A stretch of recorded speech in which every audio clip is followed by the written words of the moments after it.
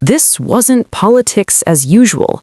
In a rare and emotional moment, Joni Ernst openly admits she's really upset about Markwayne Mullin's nomination, but not for the reason you'd expect. What follows is a powerful mix of friendship, bipartisanship, and behind-the-scenes diplomacy that reveals how Washington really works when the cameras aren't chasing conflict. Thank you, Mr. Chair. Thank you, Christy, for being here as well. Senator Mullin, I have to say, I'm just going to be blunt, very honest with you. I hope that the president is watching. I am going to say to the president, I am really upset that he has made your nomination. Why? Because I will be losing from the Senate one of the best friends that I have here, truly. But in that same accord, I am so grateful to the president for making your nomination to Department of Homeland Security. So we've had a lot of discussion here. I know, just as Senator Fetterman said, there are a lot of differences and opinions on the politics surrounding DHS. And Senator Fetterman mentioned that he grieves for all of those that we have lost, those protesters. We grieve the loss of young women, young men that we have seen at the hands of those that have migrated illegally into the United States of America. We grieve them all. And I think we can acknowledge that. And it's important that we do that. We're in really trying times right now. And one of the things that I want to focus on right now is the bipartisanship that you have had with so many members in the House, in the Senate, the relationships that you have outside of this body, because I think it's really important, because we get in the political fights all the time, and we're all trying to score points back and forth. Bipartisanship is not very sexy, but I think we need a lot more of it. So Josh Gottheimer was here today. I respect him so much. And the fact that you remain friends today is incredibly important. I noticed you also gave Joe Kennedy a shout out.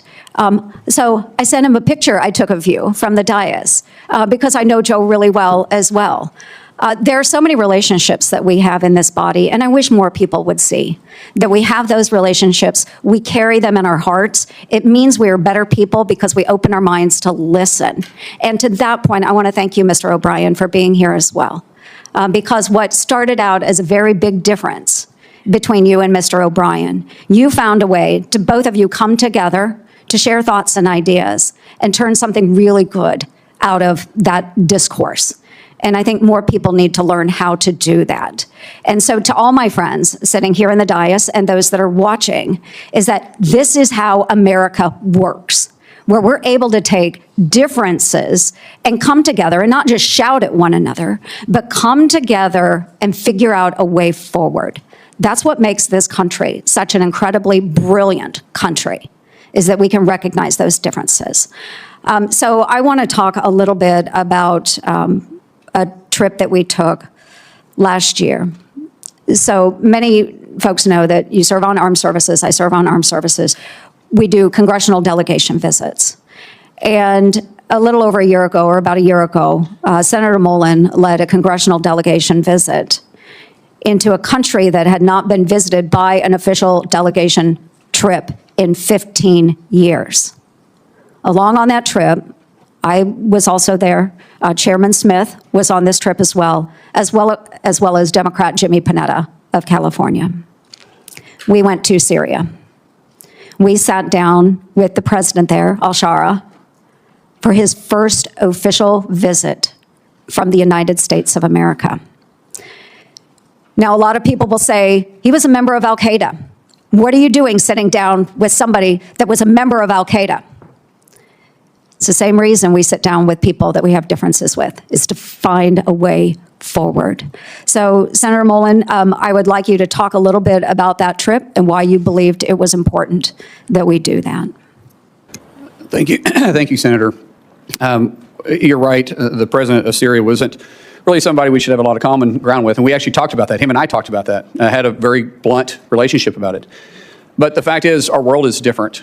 And there's different leaders for different countries and different places. And you have to understand the region and the area they're in.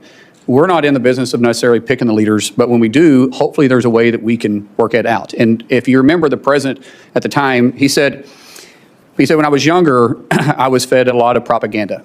And I'm paraphrasing this. He says, but when I was in American prison in Iraq, he started looking at things different.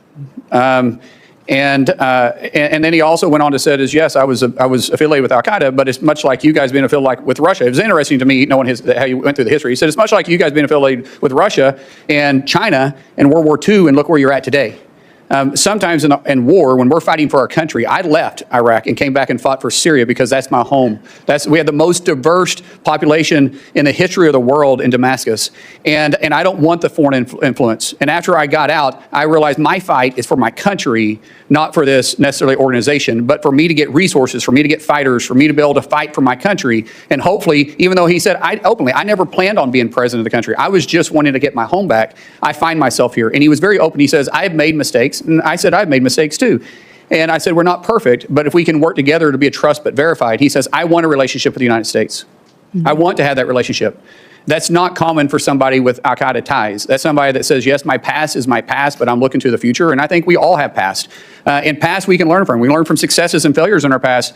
But if we can grab the past that we made a mistake on and say, yeah, that's a mistake, I'm not going to make it again, that's a lesson. That's where wisdom comes from. If you can also learn from your successes, then that's also where wisdom comes from. And that's considered someone that has the potential to be a leader. And I would rather work with those leaders like that than to continue to see the civil war that was going on, and in some cases still going on in Syria. Yes, and thank you. And I just use this because my time has expired, just to demonstrate how we all have such significant differences. We can come from different backgrounds, but I've been on a lot of congressional delegation visits, folks, a lot in the 12 years that I've been here.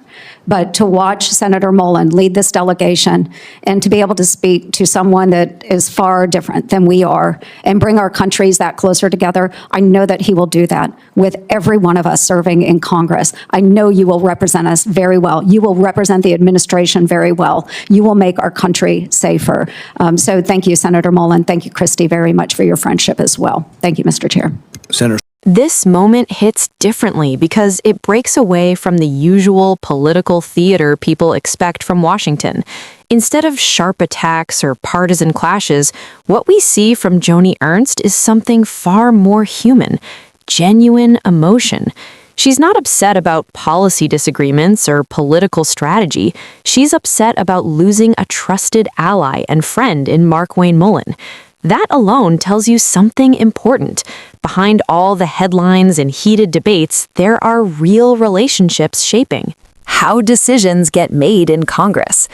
What stands out even more is how Ernst balances that personal frustration with a strong endorsement. She makes it clear that while she hates to see Mullin leave the Senate, she believes he's exactly the kind of leader needed at Homeland Security. That duality, personal loss mixed with professional respect, adds credibility to her praise. It's not scripted or forced, it feels earned. And in a political climate, skepticism runs high. Moments like this cut through the noise because they feel real. The deeper theme here is bipartisanship, something Ernst goes out of her way to highlight. She points to Mullin's friendships with Democrats like Josh Gottheimer and others, emphasizing that meaningful progress often happens outside the spotlight. Her message is clear. Collaboration isn't flashy, it doesn't trend, but it works. And in a system that often rewards conflict over cooperation,